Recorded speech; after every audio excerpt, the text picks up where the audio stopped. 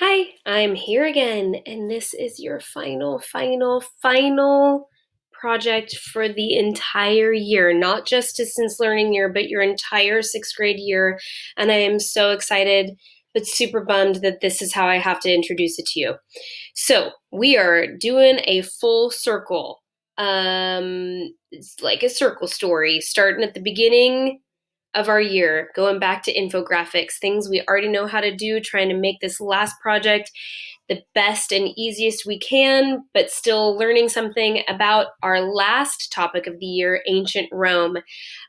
So you will start seventh grade history with the fall of ancient Rome. So we're ending sixth grade with the beginning of ancient Rome. In years past, we've always done Rome research project, and this is a variation of that, but you would be doing a presentation, a 4 to 7 minute presentation on a research topic.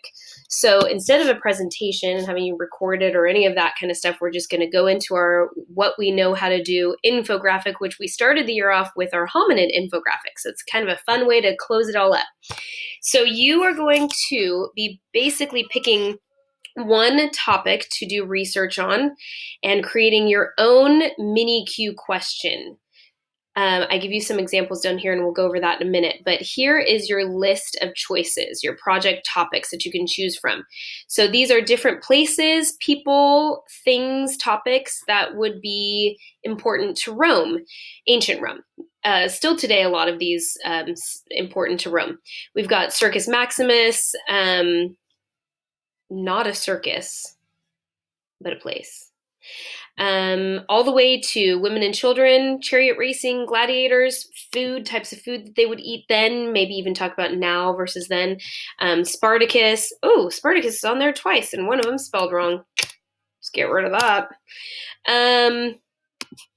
Anyway, so you have lots of choices, and I will reformat this later because that is going to cause me some problems. There we go. Art, Julius Caesar, different people, different things, different topics. Roman roads, all roads lead to Rome. That's an actual famous saying if you don't know it. You're going to pick one of those. My suggestion for you is that you start doing some research on Rome first and see what you can find a lot of information on. Like if you are looking at this list and saying, oh my gosh, Spartacus, he's a very famous person, very famous gladiator. I want to know more about him. And then you go do research and you can't find a lot of information or a lot of different information, you might want to choose a different topic. It's probably not true for Spartacus. There's a lot out there on him, but maybe like if you're, oh, I love cooking and food is my jam. Get it? Ha ha ha. Jam like jelly. And you pick food, but then you can't find a lot of information on that. You might want to change your topic. So first, look at this list and try to think of something that you would be interested in researching or knowing more about. Then start researching. And if you cannot find good information on it or lots of different pieces of information, then try something different. Okay, then you're going to go back to the top and it says you're also going to use your textbook. I'm getting it out. It's super heavy. Impact California Social Studies, World History and Geography, Ancient Civilizations, the blue book that we have not used much since we have been stuck at home because I don't know this book as well. But there are 2 chapters in here on ancient Rome. You've got chapter 9 and chapter 10. Chapter 9 is Rome, Republic to Empire, and then chapter 10, Roman civilization. They do talk about Rome in chapter 11 because it's the rise of Christianity, but we're not really talking about Christianity because we already learned about Christianity this year in class. But there might be some information, extra information on some stuff in that chapter as well. So you're using this book. It is online on your Google student portal tile. So if you don't have this handy, as far as you didn't bring it home, it's still in your locker, you're going to go to your tiles and find it there. You can also find PDF chapters for this book, History Alive, which we've used for Greece, but I'm not going to be sharing those with you. This would be part of your research. Since this is technically a research project, you're doing that background, that work. So it says using your textbook, blue textbook, and online research, you're going to create an infographic based on one mini-Q inspired research topic of ancient Rome. So once you pick your topic and you found lots of information on it, you are going to then decide what is your research question, as in what is the focus. So you're taking one topic like gladiator fighting that is huge. There's so much information about it, but what is the one piece of information you want everybody to know about it? So examples are ruthless Ashoka, ruthless conqueror or enlightened ruler. The Great Wall of China, did the benefits outweigh the costs? How did the Nile shape ancient Egypt? Or what great was Alexander the Great? These are actual mini Qs that we have done and looked through. And so you can use those questions to help inspire what you're going to do for your research question. Example, if you chose Roman roads, maybe it would be Roman roads, do all roads lead to Rome, ? Or maybe gladiator fighting, does the entertainment outweigh the costs of life, or something like that. So you're picking a research question, a DBQ, document-based mini-Q question. And then with all of your research, you're going to have at least 3 to 5 pieces of evidence that would be like your documents or information from your sources that you're going to include in your infographic. So it's kind of like a visual essay. So you've got at least three pieces of information that are proving your claim. And somewhere on there is going to be your question. Somewhere in the infographic is going to be your claim. And then you're going to have, using visuals, T-charts, graphs, charts, images, maps, whatever you need from the list below that we're going to get to for an infographic. You're going to use those visuals to express your claim and your reasoning behind your answer to the question that you've created. So it says this infographic will include a title for your infographic, which includes your document-based research question. How great was Alexander the Great, whatever you're choosing, but obviously not that because that's Greece.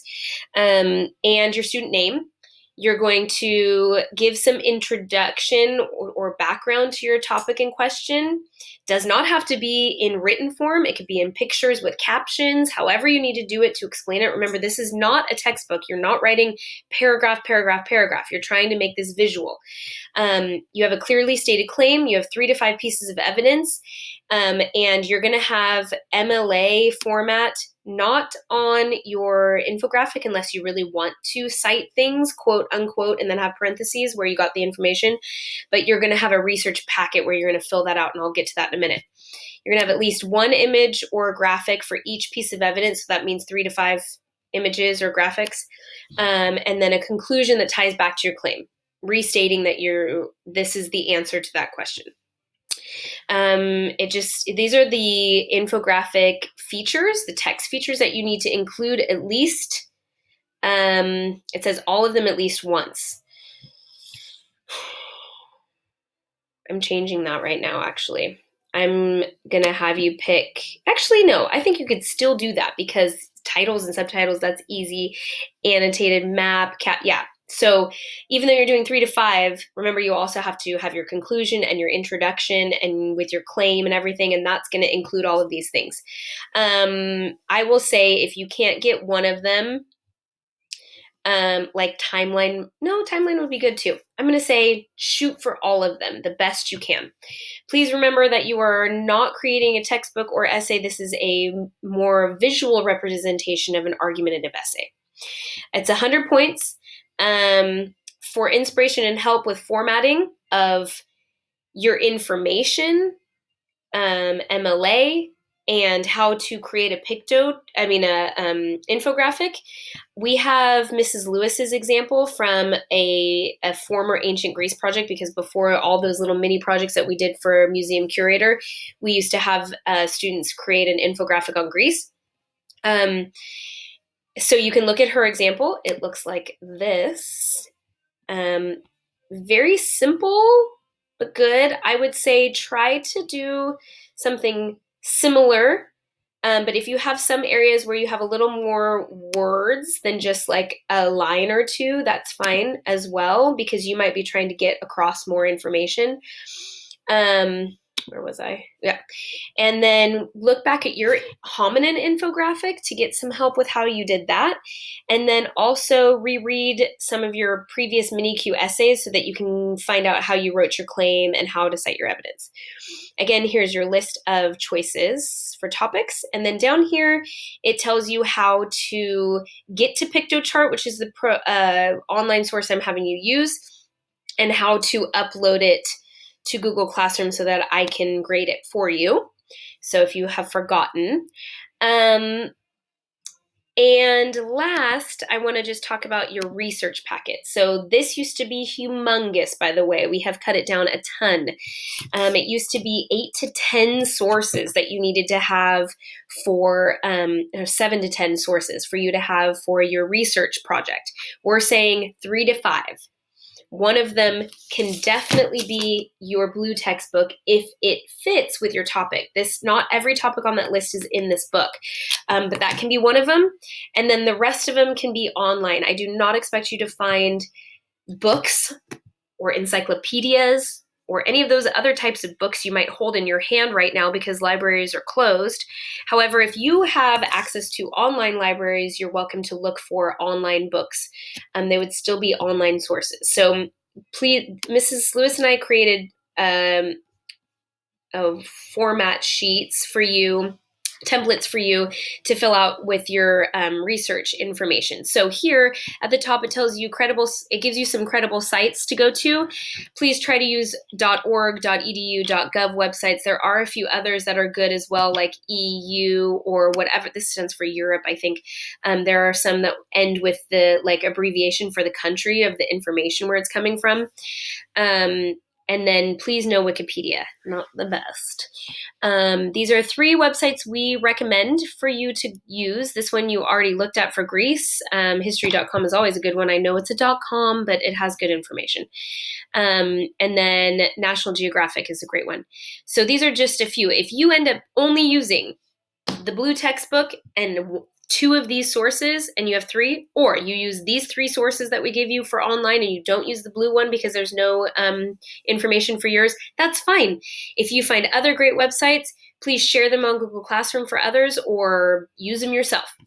Down here, this dotted line section tells you how to create a works cited page. You are not required to make the works cited page, but I do want you to practice this because this is really good information for you for next year and for future years, because you would have learned in 6th grade how to make a works cited page, which is an MLA bibliography, basically. Yeah, and it tells you how to do online sourcing and then how to do a book source. Okay, so it is funny. It's like an inverted paragraph. You have the first line all the way right or left justified, the editor, author, or compiler name, as in who put the online source together, if available. If it's not there, you skip it and you go straight to the next one, name of the site. The name of the site is not the website. It is whatever would be at the top of the website. So if you get into the website, whatever it is, like history.com, its name might be history.com, okay? But it's probably History Channel or whatever it is, okay? You would italicize it, then you put a period, then you put the version number if they have it. It's usually information about a website at the way bottom, okay? Or you can go to or find out more or information on this website or whatever. The name of the institution or organization that has helped sponsor or publish this, then you put a comma there. Date of the resource creation, if available, but if it doesn't have when it was created or updated, that's not a good sign, okay? Comma, then, and all this stuff in the bold parentheses, don't put those in. Then you put the URL, which is the web address. Just copy and paste it from up here. And then period, then date of access, the day you went to the website and found that information. So if it's today, you would put May 12th, okay? Well, actually, you don't put it May 12th. You do the British style, remember, which would be day, month spelled out, year, period. Okay. Then for book source, last name, first name of author, title of the book, italicized, city of publication. You can usually find that on the inside information when you open up and find the, of course, I'm not going to find it right here. Nope. Where does this one have it? Well, I'm not going to spend my whole day looking for this. Well, somewhere in here, maybe in the back. Anyway, at some point, you're going to find the information of the city of publication, the publisher, who published it, and the publication date, when it was published, period. Okay? Where the commas are, where the periods are, if it's italicized, that is what you are doing for your book and your online source. If this is super confusing, try your best. You're not going to get marked down points for doing this wrong, but you're going to do this for each source right here. So every page, if you notice, I have a lot of pages of this. I think there's 7 of them because you can do more than 3 to 5 if you want. Every page is going to be a new source. So I go to ancient.eu. I'm going to do this for their website, and I'm going to type it up here. And then every piece of information I found from that source, I'm going to list here. I'm going to bullet my facts. The Roman roads were created by blah, blah, blah, blah, blah, and this is how they made them, and this is what material they used, all that stuff. Then if you keep going and you're like, oh, I didn't have enough room and I still need to put more information about that one site, I'm going to go back here and I'm going to just copy and paste that same source here and put the rest of my facts here. That's why there's extra pages for you, okay? So you might end up with multiple pages for one source. You need to have how many sources? 3 to 5. There's 5. Okay. 3 sources to 5 sources. You're good and golden with 3. Okay. This, I'm going to take some time actually before I officially upload this to Google Classroom, and I will fill one example out for a pretend online and one for, actually I'll pick ancient.eu. I will do the source for you, and I will also do the source for this one, so that you know how to do one type of book and one type of online source. Then you can just kind of change it around for what source you're using. All right, that's a lot. And I believe that is all you need. So when you are done with this project, turned in, you are not giving me like chapter notes separate from this. You are turning in on Google Classroom your infographic based off of how to do it from here, down here, where it tells you how to do it. It's got all the parts. You double checked. You've looked at this how-to project sheet over and over and over. You double checked. And then you're turning in your Rome research packet. This, remember what you're going to do when I give you the copy of this. You're going to either Control All. This has a header, by the way, so maybe not. Probably just go File, no, I didn't mean to do that. File, make a copy. There we go. Make a copy for you in your own Google Docs and start writing all your information in there. And then you're going to share this packet with me on Google Classroom. So there are 2 things that need to be turned in. This research packet completed and filled with 3 to 5 sources, and your infographic turned in to me on Google Classroom from Piktochart. So this has been the longest video I think I have made yet. I hope you've enjoyed it.